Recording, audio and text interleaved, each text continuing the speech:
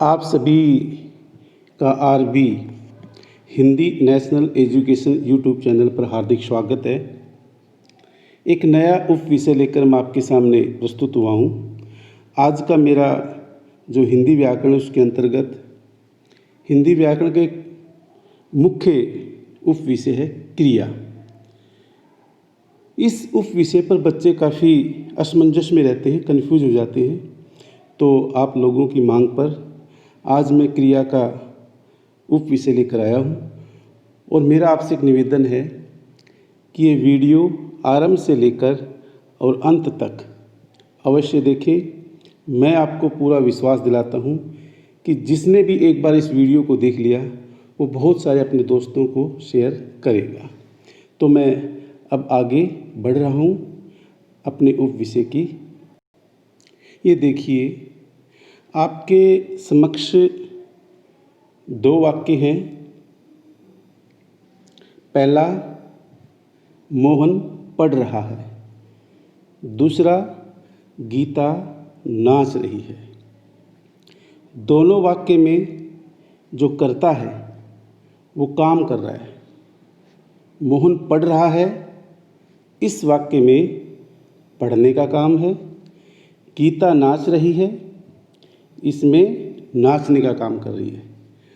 और ये बात अपने दिमाग में अच्छी तरह से बैठा लीजिए, जहाँ काम होता है वहाँ निश्चित क्रिया होती है। तो आज का जो अपना उप विषय रहेगा वो क्रिया है। क्रिया होती क्या है? मैंने अभी बताया है कि जहाँ कर्ता काम करेगा वहाँ क्रिया अवश्य होगी। इसलिए इसकी जो परिभाषा है वो आपके समक्ष है। कार्य करना या होना पाया जाए। जिस शब्द से किसी काम का करना या होना पाया जाए उसे हम क्या कहेंगे? क्रिया कहेंगे। अब देखिए, क्रिया के साथ साथ मैं आपको इसी के अंतर्गत एक छोटा सा हिस्सा है उसको भी मैं अब स्पष्ट कर देता हूँ ताकि आगे आपको दिक्कत ना आए। क्रिया की जानकारी प्राप्त करने के उपरांत, जैसे दौड़ना एक क्रिया है, हंसना एक क्रिया है, धोना एक क्रिया है, चलना एक क्रिया है, रोना एक क्रिया है, पीना एक क्रिया है। बहुत सारी क्रियाएं हैं। एक तो ये कि क्रिया शब्द के अंत में ना लगना अनिवार्य है। जैसे दौड़ना में ना है, हंसना में ना है, धोना में ना है। इसी प्रकार ढेर सारे ऐसे शब्द हैं। अब देखिए, अब प्रश्न ये बनता है कि मान लीजिए ये दौड़ना अपना शब्द है। ये दौड़ना शब्द किससे बना है? तो हमारे पास आपकी स्क्रीन पे जो हरे रंग से जो मैंने रेखांकित किया हुआ है, दौड़, हंस, धो, चल, रो, पी, तो इसका मतलब क्या हुआ कि दौड़ना जो शब्द है वो दौड़ से बना है, हंसना हंस से बना है, धोना धो से, चलना चल से, रोना रो से, पीना पी से। तो मेरे कहने का तात्पर्य ये है कि क्रिया जिससे बनती है वो क्रिया का क्या कहलाता है? मूल रूप। क्या कहलाता है? मूल रूप। तो मेरे कहने का तात्पर्य यही हुआ, समझाने का मतलब यही हुआ कि क्रिया का जो मूल रूप होता है उसे हम क्या कहते हैं? उसे हम धातु कहते हैं। क्या कहते हैं? इस धातु का मतलब यहाँ पर ये नहीं है कि सोना धातु, चांदी धातु, जी नहीं। ये क्रिया के जैसे आपने रूप और धातु सुने होंगे, संस्कृत में भी होते हैं। तो क्रिया का मूल रूप जो होता है वो क्या होता है? धातु होता है। अब धातु और क्रिया दोनों में क्या अंतर है वो मैं एक बार फिर बता देता हूँ। क्रिया क्या होती है? जिस शब्द से किसी काम का करना या होना पाया जाए उसे क्रिया कहते हैं। और क्रिया के मूल रूप को क्या कहते हैं? धातु कहते हैं। अब देखिए, हम आगे बढ़ेंगे और जो आपका मुख्य जो केंद्र बिंदु है, जो समस्या पैदा होती है वो किस में होती है, उस पर मैं चर्चा करने वाला हूँ। वो होती है क्रिया के भेद जो होते हैं उन पर असमंजस पैदा होता है। और इस वीडियो को लाने का मेरा एक ही मकसद है कि बच्चों को क्रिया के बारे में स्पष्ट स्थिति समझ में आए। तो देखिए, मैं अपना अगला जो क्रिया के जो भेद होते हैं मुख्य रूप से मैंने वो 2 हिस्सों में बांटे ताकि आपको समझने में दिक्कत ना आए। एक, कर्म के आधार पर क्रिया के भेद, इस पर चर्चा करेंगे हम। और दूसरा, रचना के आधार पर क्रिया के भेद। इन 2 बिंदुओं पर हम विस्तृत चर्चा करने वाले हैं। तो अब मैं आगे बढ़ता हूँ। यह देखिए, आपकी स्क्रीन पर बॉक्स के अंदर एक पंक्ति है, कर्म के आधार पर क्रिया के भेद कितने होते हैं? 2, एक सकर्मक और दूसरा अकर्मक। अब हम इनमें अंतर स्पष्ट करेंगे। आपको समझना है, मेरी बातों को ध्यान से सुनना है, रटना कदापि नहीं है। जैसे गणित आपका नियमों में बंधा हुआ है, वैसे ही व्याकरण भी नियमों में बंधा हुआ है। जैसे गणित में एक सूत्र है, साधारण ब्याज का सूत्र है मूलधन गुणा दर गुणा समय बटे 100। फिर संख्या चाहे कोई भी आ जाए, हम तुरंत प्रभाव से इसको स्पष्ट कर देंगे, हल कर देंगे। वही चीज़ इस पे लागू होती है। जैसे अब देखिए आपके सामने पहला क्या अपना सकर्मक। सकर्मक अर्थात मैं कहूँ स जमा कर्म। श का मतलब क्या होता है? है और ये कर्म। इसका मतलब सकर्मक क्रिया में कर्म है। और जब वाक्य में या कहीं भी शब्द में आपको किसी शब्द के आगे ए लग जाता है तो उसका उत्तर किस में होता है? नहीं में। तो इसका मतलब क्या हुआ? सकर्मक में जो होता है उसमें कर्म है, अकर्मक में कर्म नहीं है। देखिए, सकर्मक क्रिया में कर्ता और कर्म दोनों होंगे, अकर्मक क्रिया में केवल कर्ता होगा। लेकिन सकर्मक क्रिया में कर्म प्रधान होता है और अकर्मक क्रिया में कर्म होता नहीं है, तो कर्ता प्रधान होता है। अब हम देखिए इसमें अंतर स्पष्ट करते हैं। बड़े ध्यान से देखिए अपनी स्क्रीन पे, मैं आपके समक्ष 2 वाक्य प्रस्तुत कर रहा हूँ। एक देखिए, राम चित्र को फाड़ देगा। राम चित्र को फाड़ देगा। सबसे पहले हमें क्या छांटनी है? क्रिया। क्रिया क्या है इसमें?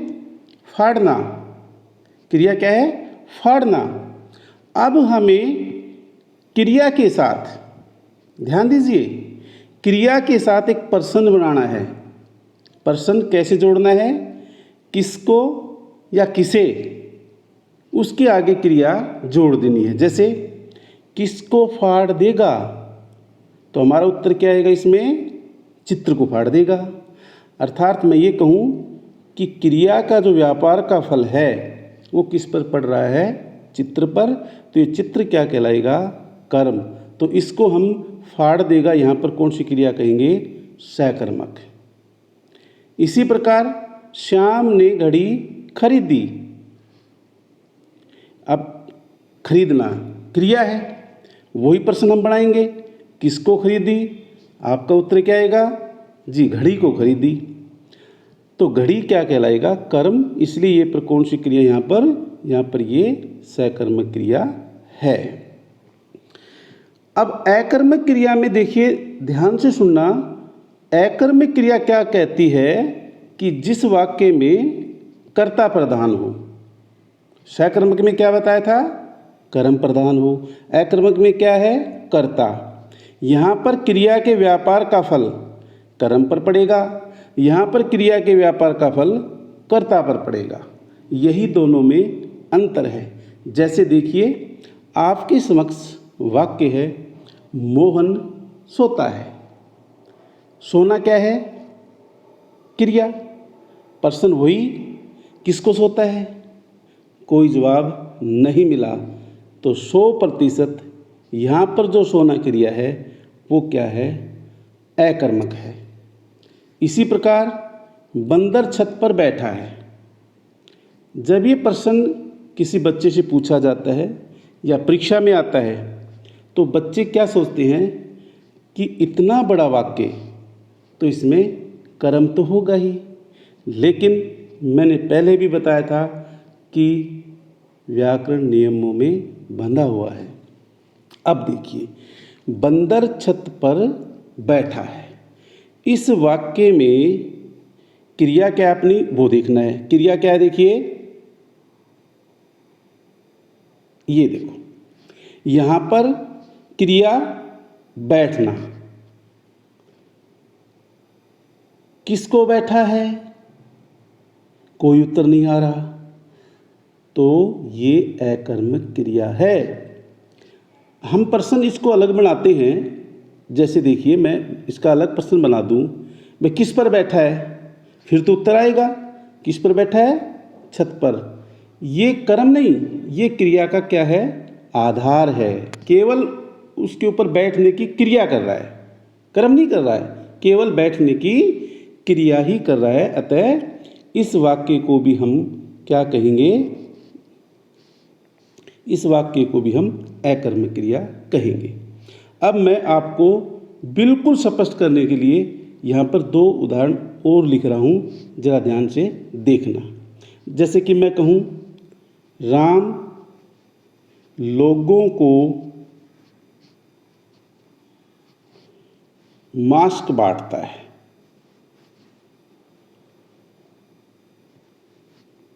एक वाक्य तो ये है।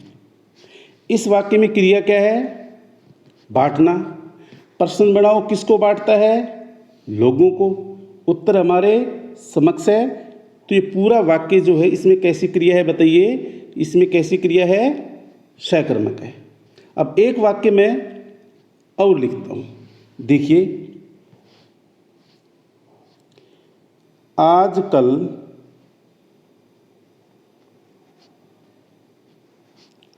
लोगों में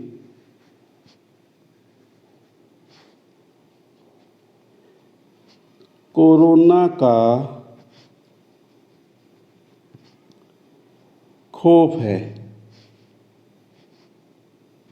आजकल लोगों में कोरोना का खौफ है। अब ये वाक्य आ गया और मैं कहूँ कि इसमें बताओ कौन सी क्रिया है। ठीक है, तो क्रिया खौफ होना होता है। तो अब लोग क्या सोचते हैं कि यार इतना बड़ा वाक्य होगा, तो हमने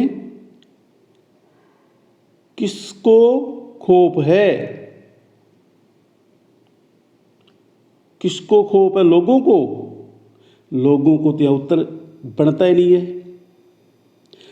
देखो, आजकल लोगों को कोरोना का खौफ है। ये वाक्य होता तो फिर क्या बनता? सकर्मक क्रिया। ये लोगों में है, आधार है, इसलिए यहाँ पर ये अकर्मक क्रिया है। इस चीज़ का आपको ध्यान रखना है। तो सकर्मक और अकर्मक क्रिया में यही अंतर है कि क्रिया के व्यापार का फल कर्म पर पड़े तो सकर्मक है, क्रिया के व्यापार का फल कर्ता पर पड़े तो अकर्मक है। क्रिया से आपको प्रश्न बनाना है, प्रश्न का जवाब मिलता है तो सकर्मक है, जवाब नहीं मिलता तो अकर्मक है। अब हम आगे बढ़ते हैं। ये देखिए, हमने क्रिया की 2 भेद में अंतर स्पष्ट किया।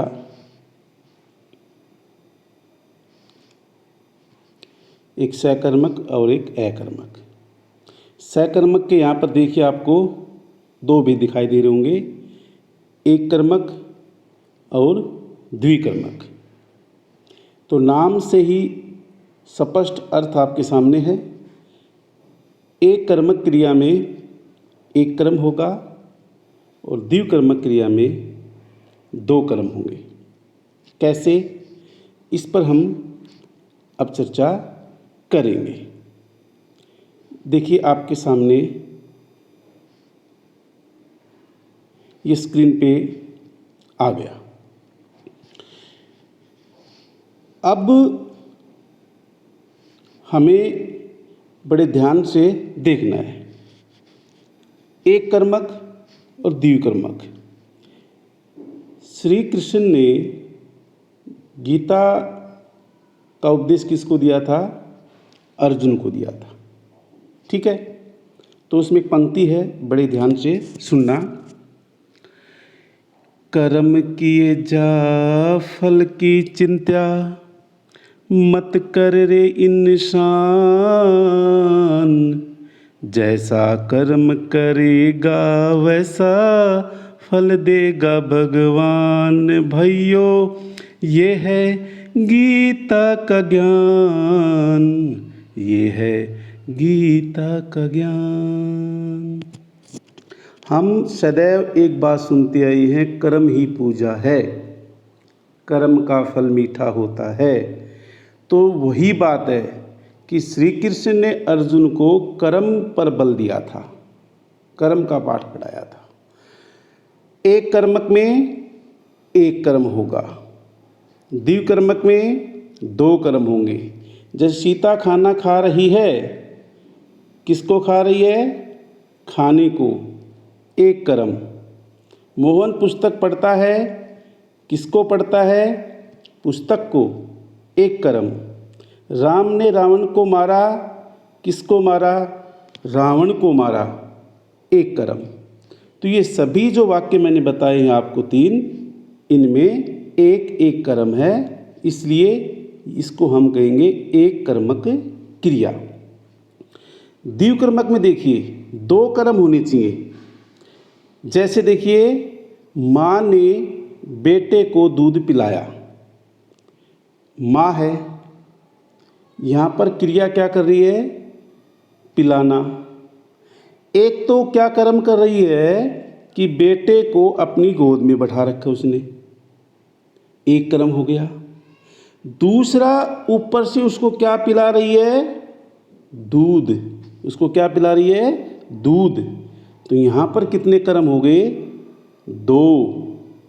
इसलिए यदि कहीं भी आपको ये वाक्य दिखे और पूछा जाए तो आप क्या कहेंगे कि इस वाक्य में कितने कर्म हैं? दो कर्म हैं। इसलिए इसको हम द्विकर्मक क्रिया कहेंगे। अब देखिए आपके सामने दूसरा उदाहरण है। महेश ने नरेश को पुस्तक दी। एक तो किसको पुस्तक दी? नरेश को, आपके सामने है। फिर ऊपर से क्या? पुस्तक दे रहा हूँ। तो यहाँ पर भी कितने कर्म हो गए? दो। एक नरेश, एक पुस्तक, इसको हम कहेंगे द्विकर्मक क्रिया। इसी प्रकार दादाजी ने हमें कुछ तोहफे दिए। दादाजी करता है यहाँ पर, एक तो हमें और ऊपर से हमें क्या दे रहे? हमसे मिले और हमें फिर क्या दिए? तोहफे दिए। तो यहाँ पर भी कितने कर्म हैं? दो कर्म हैं। इसको हम द्विकर्मक क्रिया कहते हैं। ये दोनों में क्या है? ये दोनों में अंतर है। तो ये हमने क्या किया? हमने यहाँ पर क्रिया के जो दो भेद हैं उस पर हमने चर्चा की, सकर्मक और अकर्मक, और सकर्मक के जो दो भेद हैं, एक कर्मक और द्विकर्मक। अब हम आगे बढ़ते हैं। अब अगला जो क्रिया का भेद है, रचना के आधार पर क्रिया के भेद आपकी स्क्रीन पे हैं। नंबर 1 सामान्य क्रिया, नंबर 2 संयुक्त क्रिया, नंबर 3 नाम धातु क्रिया, नंबर 4 पूर्वकालिक क्रिया और नंबर 5 परिणार्थक क्रिया। अब हम बारी बारी से इन पांचों रचना के आधार पर जो क्रिया के भेद हैं इस पे चर्चा करेंगे। तो मैं आरंभ करता हूँ। बड़े ध्यान से आपको मेरी बात सुनना है और स्क्रीन पे देखना है। पहला जो भेद है सामान्य क्रिया। सामान्य का मतलब साधारण क्रिया। जिस वाक्य में एक क्रिया हो उसे हम क्या कहेंगे? सामान्य क्रिया कहेंगे। जैसे राम स्कूल जाता है, इसमें एक क्रिया है जाना। राम दौड़ता है, राम हंसता है, ठीक है, राम खाना खाता है, माँ कपड़े धोती है। बहुत सारे ऐसे वाक्य हैं जो सामान्य क्रिया के अंतर्गत आते हैं। अब देखिए दूसरा जो अपना भेद है संयुक्त क्रिया। संयुक्त का मतलब क्या होता है? जुड़ना, जोड़ना। जिस वाक्य में दो क्रियाएं हों, या मैं कहूँ कि जिस वाक्यों में दो क्रियाएं जुड़ी हों। जैसे देखिए आपके सामने उदाहरण है, मैंने काम कर लिया। मैंने काम कर लिया। ये देखो, काम करना और पूरा करना, करना और लिया। तो यहाँ पर ये दो जो हैं क्रियाएं जुड़ी हुई हैं। राम खाना खा चुका। खाना खा, खाना और चुकना, दो क्रियाएं क्या हैं? जुड़ी हुई हैं। तो यहाँ पर कौन सा वाक्य है क्रिया का? संयुक्त क्रिया इसमें है। जब पूछा जाएगा तो इसको हम क्या जवाब देंगे? संयुक्त क्रिया। अब देखिए हमारे पास सबसे अहम जो रचना के आधार पर क्रिया का भेद है वो आ रहा है। ये प्रश्न मैंने देखे हैं, बहुत आते हैं परीक्षा में। नाम धातु क्रिया। जैसे कि नाम का अर्थ क्या होता है? संज्ञा होता है। हमने पहले भी आपको बताया था कि शब्दों की रचना होती है, निर्माण होता है। तो यहाँ भी क्या होता है? कुछ क्रियाएं संज्ञा, सर्वनाम, विशेषण आदि से बनती हैं। तो जैसे मैंने एक वाक्य लिखा हुआ है, कुत्ता रोटी हथियाता है। कौन हथियाता है? कुत्ता। तो कुत्ता करता है, ठीक है। किसको हथियाता है? रोटी को। तो ये कर्म है। क्रिया हथियाना है। क्रिया क्या है? हथियाना। अब ये क्रिया किससे बनी? देखो ध्यान से देखना, आपको समझ में आएगा। ये क्रिया बनी है हाथ से। तो संज्ञा है ना, हाथ से हथियाना, बात से बतियाना। अब अपना क्या है? ये अपना सर्वनाम है। अपना क्या है? सर्वनाम है। जैसे मैं कहूँ मोहन सोहन के बच्चे को अपनाता है, तो अपनाना क्रिया है और किससे बना है? अपना से। तो ये यहाँ पर भी क्या होगा? नाम धातु क्रिया होगी। गरम, गरम ये विशेषण है। जैसे मैं कहूँ गरमाना, मोहन अपने दुश्मन को देखकर गरमा गया। तो गरमाना जो क्रिया है वो किससे बनी? गरम से। और गरम क्या है? विशेषण है। इसलिए इसको हम क्या कहेंगे? नाम धातु क्रिया कहेंगे। जो क्रियाएं संज्ञा, सर्वनाम, विशेषण आदि से बनती हैं उसे नाम धातु क्रिया कहा जाता है। अब देखिए पूर्वकालिक क्रिया। पूर्व, पूर्व का मतलब क्या होता है? पहले। कालिक का अर्थ क्या होता है? समय। मैं ये कहूँ कि जिस वाक्य में एक क्रिया करने के बाद, मैंने पहले मतलब एक क्रिया की और तुरंत उसी समय कौन सी क्रिया कर दी जाए? दूसरी क्रिया कर दी जाए, उसे कहेंगे पूर्वकालिक क्रिया। जैसे माँ ने कपड़े धोकर खाना बनाया। पहले माँ ने क्या किया? ध्यान से देखिए, कपड़े धोए। कपड़े धोकर फिर क्या किया? खाना बनाया। एक समय कितनी क्रिया की? दो। तो ये वाक्य क्या कहलाएगा? पूर्वकालिक क्रिया। जैसे अध्यापक ने बच्चों को पढ़ाकर काम करवाया। मोहन ने रोटी खाकर पानी पिया। ये सारे वाक्य क्या हैं? पूर्वकालिक क्रिया के ही हैं। तो पूर्वकालिक क्रिया की परिभाषा क्या होगी? जहाँ कर्ता एक क्रिया करने के बाद तुरंत दूसरी क्रिया कर दे, उसे हम क्या कहेंगे? उसे हम कहेंगे पूर्वकालिक क्रिया कहेंगे। अब ये पांचवा भेद आपके समक्ष देखिए। प्रेरणार्थक, प्रेरणा। मैं कह दूँ ये कर लो, मैं कह दूँ वो कर लो, मैं कह दूँ ऐसा कर लो, इसका मतलब मैं खुद तो कर नहीं रहा, मैं दूसरे से क्या कर रहा हूँ? कुछ काम करवा रहा हूँ। तो इसमें क्या होगा? प्रेरणा होगी। मतलब कर्ता स्वयं तो कुछ करेगा नहीं। ध्यान दीजिए, जो कर्ता है वो स्वयं तो कुछ करेगा नहीं, दूसरे से कुछ करवाएगा। उसे हम क्या कहते हैं? उसे हम प्रेरणार्थक क्रिया कहते हैं। जहाँ कर्ता खुद कार्य न करके किसी दूसरे से करवाए, वो होगी प्रेरणार्थक क्रिया। जैसे माँ बच्चे से पत्र लिखवाती है। माँ क्या है? कर्ता, खुद काम नहीं कर रही, पत्र लिखवाती किससे? बच्चे से। अर्थात मैं ये कहूँ कि बच्चे को लिखने की क्या दे रही है? प्रेरणा दे रही है। इसलिए ये वाक्य क्या कहलाएगा? प्रेरणार्थक क्रिया का वाक्य है ये। जैसे अध्यापक बच्चों से पौधों में पानी दिलवाता है। ठीक है, ऐसे बहुत सारे वाक्य हैं जो इसके अंतर्गत आते हैं। तो ये आपके सामने हैं रचना के आधार पर क्रिया के भेद 5।